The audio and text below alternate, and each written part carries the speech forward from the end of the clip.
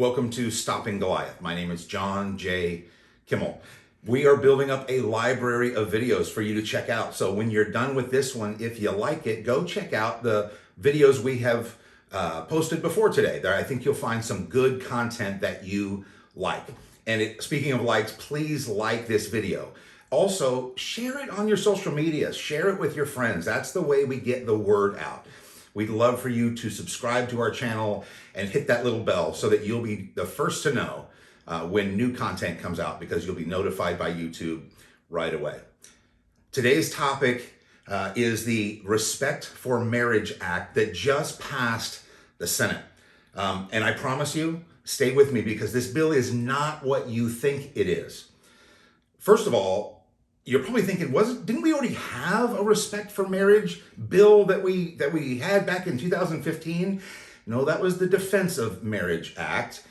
And it was a law that was passed by Congress, but it was not codified. We'll talk about that in a second. So that law has just been repealed, and this new law will go on the books, assuming it gets completed, which it almost certainly will. Now, proponents of this bill say this is a bipartisan bill that's designed to protect same-sex marriage and interracial marriage. What? Interracial marriage? What? Well, who has opposed interracial marriage? I mean, we haven't had any laws, nothing on the books since 1967 that would block an interracial marriage, have we? No, of course not. Why would they even bother to put that in this bill? What was the purpose? Nobody's trying to stop interracial marriages, nor should they. Think about it. I mean, the culture is very much pro interracial marriage. And goodness gracious, Christians are about as pro interracial marriage as you could possibly be. It was us. It was Martin Luther King Jr. and us Christians who were fighting for those rights in the 60s to begin with. So certainly we're not against interracial marriage. Why put it in here? Oh, very, very simple. You see, if anybody opposes this bill, they can just point the finger. See, they're a racist. That's why it got put in this bill. There was no threat to interracial marriage whatsoever. But truth doesn't necessarily have to be part of their agenda when it comes to accusing us of doing anything. So let's talk about the other piece of this bill, this supposedly bipartisan bill to protect same-sex marriage. Now think about it. They already had a bill on the books. But, I mean, why would they bother to do this? What was the big deal? You see, that's what codifying, that's where that comes in. Right now, if a bill is passed by Congress, the Supreme Court can overturn it, like we did with Roe versus Wade. And that's what prompted this new bill. You see, they want to put it not just on the books as a regular law, but as a codified law. Then only the legislature can overturn it. The Supreme Court only has 9 people. It's possible that more than, that we could have a 5 Christian Supreme Court versus 4 non-Christian Supreme Court. It overturned some stuff, just like we did with Roe v. Wade. So they wanted to put it on the books where it would be blocked from the Supreme Court overturning it, regardless of its validity. And if you're thinking, John, this is just about protecting the rights of same-sex couples, that is an absolute lie. And let me prove to you why that's a lie. There were 3 other bills on the docket that the Senate looked at. Every single one of those 3 bills had the same language, giving the same protections that this bill has to same-sex couples and to interracial couples, by the way.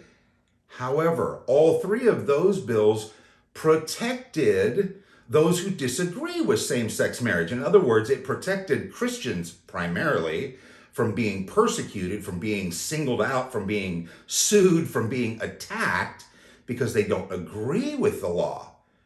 All 3 of those bills were shot down by the Senate in dramatic fashion, okay? So This was the fourth attempt, and it did get bipartisan support. There were, in fact, 12 Republicans that voted for this bill.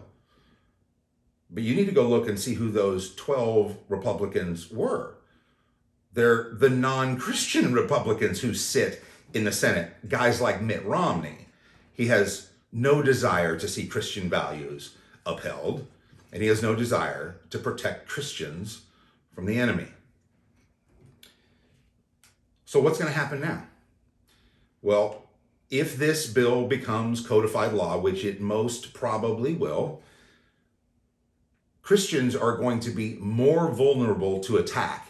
You remember the bakers who have been sued and pastors who have been sued and things like that? Well, those lawsuits will increase radically. In addition, the 501c3 status is not protected in this bill the way it would have been protected in the other bills. In other words, someone like a church who says, hey, I can't marry you because you're same sex, the government will now have the ability to go in and say, oh, since you violated this law, we're going to yank your 501c3 status. You're no longer protected. You see, the left will tell you, the enemy will tell you, this protects churches. This protects Christian schools. It absolutely does not. That is a lie. It lowered the protection for us, and it allows them to come after us in a new way and in a more powerful way than they ever have been able to before. So what can we do about this? Please start praying. We need to be praying that this doesn't make it all the way to law. It can still stop. Look, God's hand is mighty. He can intervene. And we can ask him and even beg him to intervene. Personally, I don't think he's going to intervene. And that's a whole nother video blog that we'll do another day. But we should be praying anyways. And we should be praying for the people who are affected by this. I mean, look, this is the truth. The most dangerous sin is a sin that people don't recognize as a sin.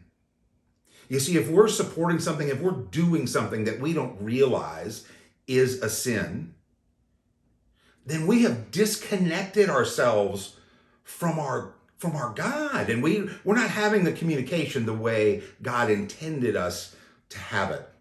So pray for believers that they would understand what's happening in this situation. The other thing I would ask for you to do is share Stopping Goliath with your friends. Look, we're on Facebook, we're on Twitter, we're on Instagram. If it's easier for you to share the content that way, go to one of those pages, grab one of our posts and share it with your friends. If it's easier to share off YouTube, we encourage you to do that. And again, please like this video. If this resonates with you, you're like, I didn't know this. I didn't know what was going on, and now I do. Like this video. Subscribe to our channel, hit that notify bell so you'll be the first one to know when new content hits our video blog. You know, the truth is that God's on our side. He is for us, and as long as we follow him, regardless of what culture says, as long as we follow him and do what he says is right, he'll do the fighting for us. So fight for what's right. You'll be glad that you did. By the way, if you're wondering where I got my information on this video blog, I was all over the internet. I took sources from all over the place, but I'm going to put a link or two in the description for this video so that you can start your own search and just verify that everything I just told you is the truth.